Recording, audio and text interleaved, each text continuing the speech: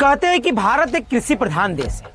किसान इस देश की रीढ़ है, अन्नदाता है, भगवान का दूसरा रूप है। लेकिन जरा इस तस्वीर को देखिए, यह कोई सूखी नदी नहीं है, यह कोई बंजर जमीन नहीं है, यह सरकारी नहर है।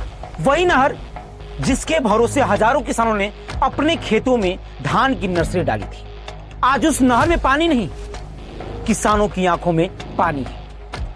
सरकारी भाषणों में हरियाली है, लेकिन खेतों में दरारें हैं। योजनाओं में सिंचाई है, लेकिन नहरों में सिर्फ फूल उड़ रहे हैं। सवाल यह है कि क्या किसान सिर्फ वोट देने के लिए याद आता है? क्या अन्नदाता की कीमत सिर्फ चुनावी मंचों तक सीमित रहती है? क्या सरकारी फाइल में पानी छोड़ दिया गया है और जमीन तक पहुंचते पहुंचते वह गायब हो गया है? क्या अधिकारियों ने कभी उन खेतों में गए जहां धान की नर्सरी पानी के बिना दम तोड़ रही है? क्या किसी मंत्री ने उस किसान की आंखों में झांक कर देखा है जिसने कर्ज लेकर के खेती शुरू की और अब आसमान की तरफ एक टकरी लगाए बैठा है? दोस्तों, जब शहर में 2 घंटे पानी नहीं आता है तो लोग हंगामा कर देते हैं, लेकिन गांव का किसान कई कई हफ्तों से पानी का इंतजार कर रहा है। उसकी आवाज कौन सुनेगा? उसकी आवाज कौन बनेगा? उनका दर्द कौन समझेगा? आज की यह खबर सिर्फ एक पद यात्रा की नहीं, यह उस व्यवस्था पर सवाल है जो हर साल किसानों से वादे तो करते हैं, लेकिन समय आने पर पानी तक नहीं पहुंचा पाते। और सबसे बड़ा सवाल तो यह है, अगर नहरें ही सूखी रहेंगी तो आखिर हर खेत को पानी का सपना कौन पूरा करेगा? आइए आपको लेकर चलते हैं गाजीपुर के जमनिया क्षेत्र में, जहां विरोध सड़क पर नहीं बल्कि सूखी नहर के बीच उतरकर दिखाई दे रहा है। नमस्कार, मैं हूं संतोष और आप देख रहे हैं द भारत माइक। गाजीपुर के जमनिया क्षेत्र में कांग्रेस के पूर्व प्रदेश सचिव एवं राष्ट्रीय कोऑर्डिनेटर अहमद शमशाद ने चौधरी चरण सिंह पंप कैनाल से दिलदार नगर उसिया करवनिया का डेरा होते हुए गुणसरा जाने वाली छोटी नहर में लगभग 5 किलोमीटर की सांकेतिक पदयात्रा की। यह पदयात्रा किसी सड़क पर नहीं बल्कि उसी सूखी नहर में की गई, जहां इस समय किसानों को पानी की सबसे ज्यादा जरूरत है। अहमद शमशाद का कहना है कि यदि जल्द ही नहरों में पूरी क्षमता से पानी नहीं छोड़ा गया तो किसान के साथ तहसील मुख्यालय पर बड़ा आंदोलन भी किया जाएगा।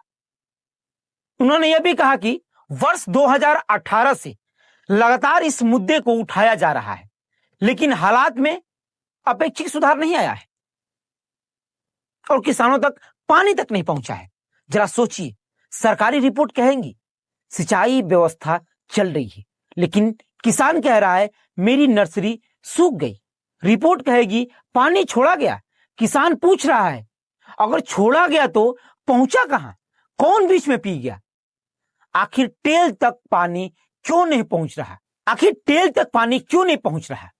बीच रास्ते में पानी गायब हो जाता है या फिर जिम्मेदारी?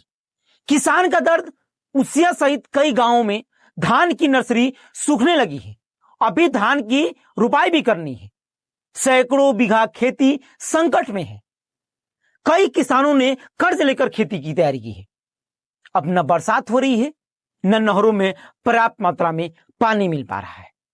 ऐसे में किसान की मेहनत, उसकी उम्मीद और उनकी पूंजी तीनों दांव पे लगी हुई है।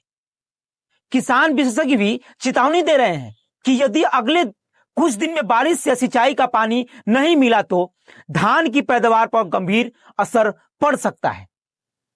अब अंतिम सवाल, हम किसी दल या किसी राजनीति की बात नहीं कर रहे हैं, हम सिर्फ किसानों की बात कर रहे हैं, क्योंकि जब किसान रोता है तो सिर्फ उसका खेत नहीं सूखता है, पूरे देश की थाली पर असर पड़ता है। अब फैसला आपको करना है, क्या हर साल किसान को पानी के लिए आंदोलन करना चाहिए या फिर ऐसी व्यवस्था बननी चाहिए नहर समय पर भरे और खेत तक पानी पहुंच जाए और खेत लहराती दिखे। जमनिया की नहर में पानी तो लबालब भरा है, आप दिलदार नगर आएंगे वहां भी पानी लबालब भरा है। पूरे नहर फुल चल रही है, लेकिन आखिरकार यह बीच में छोटी नहरें यानी छोटी टेल में पानी क्यों नहीं पहुंच रहा है? यहां पे पानी कौन पी जा रहा है? इतना सारा पानी कौन गटक रहा है? क्या इसका जवाब कोई देगा? क्या उस छोटे टेल से किसान भी सिंचाई करने के लिए हकदार नहीं है? क्या सिर्फ बड़ी नहरें ही किसान के लिए पर्याप्त हैं? तो फिर इन छोटी नहरों का निर्माण ही क्यों किया गया जब पानी ही नहीं छोड़ना था? अगर किसान पे संकट आता है, किसान को पर्याप्त मात्रा में पानी नहीं मिलती है, तो इसका जिम्मेदार कौन होगा? आखिर इसका जवाब कोई देगा?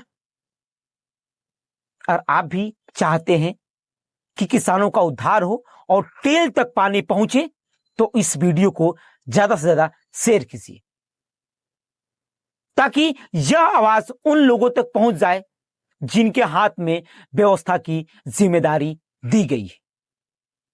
मैं हूं संतोष और आप देख रहे हैं द भारत माइक। चैनल पर नए हैं तो चैनल को सब्सक्राइब कीजिए, लाइक कीजिए और वीडियो को शेयर कीजिए। नमस्कार।